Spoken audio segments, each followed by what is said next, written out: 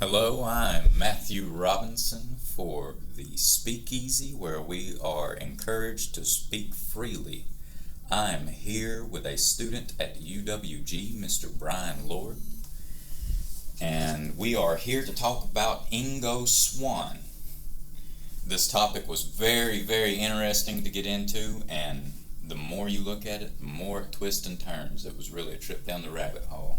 So anyways, here's Mr. Brian, and please tell us a little bit about yourself.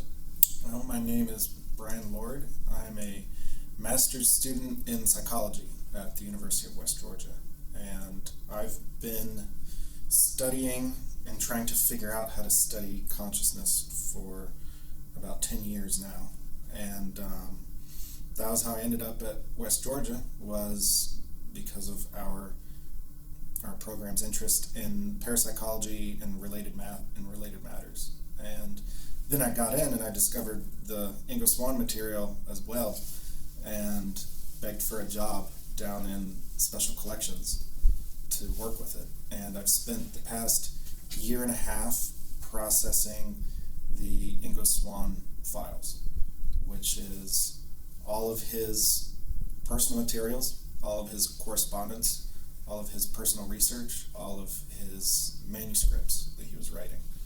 And I've spent the past year and a half or so processing it, putting it in boxes for researchers to review and study.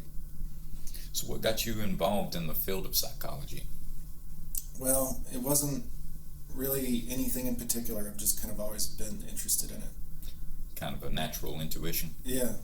It's always been kind of this thing that even when I would pursue other interests or think I was interested in something else, I would always end up circling back to psychology and consciousness as the thing that was really most interesting to me. What career goals do you have once you wrap up your education here? I know Thanksgiving's coming up, so you better practice for that question.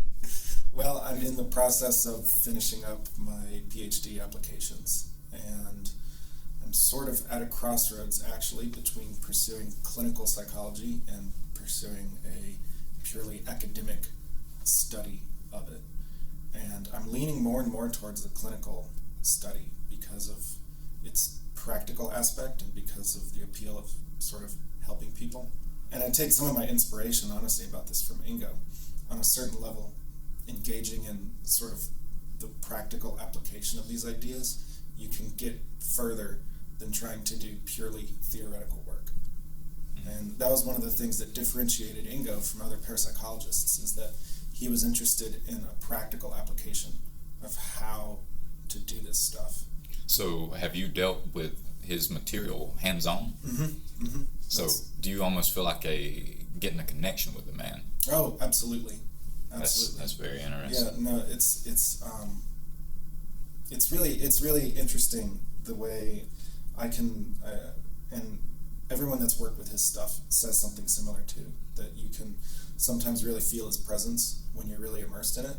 And sometimes it's very literal, like you smell his tobacco smoke from his cigars, and it wafts up in sort of odd moments where it's not like you brushed a bunch of papers around. It's just this sort of like moment of connection and understanding that you have with what he was doing, and then you get this waft of tobacco smoke. Upon researching Ingo, what is the most interesting things you've learned while researching him?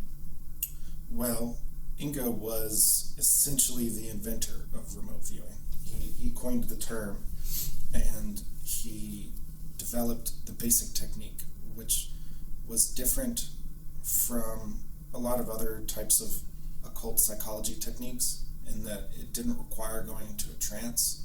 It wasn't based on hypnosis. It wasn't based on an altered state of consciousness. You would do it in your normal waking state. You might minimize your sensory impressions, do it in a blank room, but aside from that, there's nothing about altering your consciousness or anything. The metaphor that he used was that it was sort of like doing calculus. And if you're trying to do calculus, you don't want to be hypnotized, you don't want to be in an altered state of consciousness, you want all of your mental faculties available to do these difficult calculations inside of your head. He found enormous success doing it. I think the degree to which they were successful is still classified if you go and look at the exhibit, we have the report that the CIA put out in '95 that was summarizing what they did, along with their conclusion that it didn't work. But if you go and read the report, there's a page where they say, here's some of the successes that we found and some of the things that were remote viewed. And there's a few things, some of the things on the page are redacted. And then there's 2 more pages that are entirely redacted. So those redacted details, they were probably more on the operational side of the military's involvement or the CIA's involvement? Correct, yeah. They were very likely successful remote viewing operations that, in the context of the Cold War, they've chosen to still keep them classified. And as briefly as you can, please tell us what remote viewing actually is. Right. So remote viewing is essentially a method of ESP, of extrasensory perception. The remote viewer works with a facilitator to get impressions about another place in space and time. And there's no apparent limit to how far away in space and time the target can be. But it's not limited to simply viewing, and it's not like this is astral projection, where they're going out of their body and going and viewing some other location. They're just receiving impressions. They're receiving all sorts of different types of sensory impressions that are not just purely visual. And they write it down on a piece of paper, and it's done very directly and intuitively. It doesn't take them very long to do these sessions. It takes maybe 15, 20, maybe 30 minutes, depending on how in depth they go. But it's just sort of, and I've experimented with it a little bit myself and found modest success trying it myself. You just sort of get fleeting impressions, and what Ingo did was develop a training method to train people in how to hone this ability and how to separate the signal from the noise. And that was what had the DIA and CIA, that's what really got their interest, was the idea of being able to train people to do this and not just identify potential psychics. Well, for the ones who may be skeptical at home, what were the successes? What were some of the studies and things that lend credibility to the claims of Ingo Swann?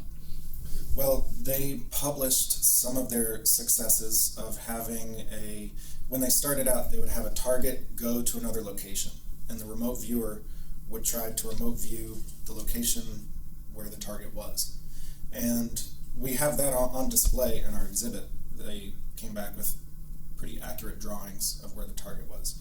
They expanded it to, like I said, operations with the Cold War. One of the more famous ones that was declassified was a remote viewing of a nuclear submarine that the Americans were looking for good intelligence on. And I believe it was Joe McMonagle. He was another remote viewer. He came back with an incredibly accurate drawing of the facility. And then even beyond that, one of the most famous cases is Ingo Swann and another remote viewer remote viewed Jupiter and Mercury. And they did this at a really convenient time because it was right before a bunch of probes were sent up, our first close-ups of those planets. And they did it, and they published what they viewed a couple years before the probes came back with data. And there's a lot of scientific details that they came back that matched up, but the one that is most significant and most famous is that Ingo saw the rings around Jupiter, and we didn't know there were rings around Jupiter until we got close-up images of it. Well, unfortunately, we are about out of time, but trust me, folks, there's plenty more information on this topic out there should you be a curious sort of person. Thank you, Brian Lord, for sitting down to speak about your work on Ingo Swann, and thank you for setting up such an intriguing display. You can find Mr. Lord's display inside Ingram Library downstairs across from the Murphy Room. This has been Matthew Robinson with The Speakeasy, and as always, Speak freely, friends.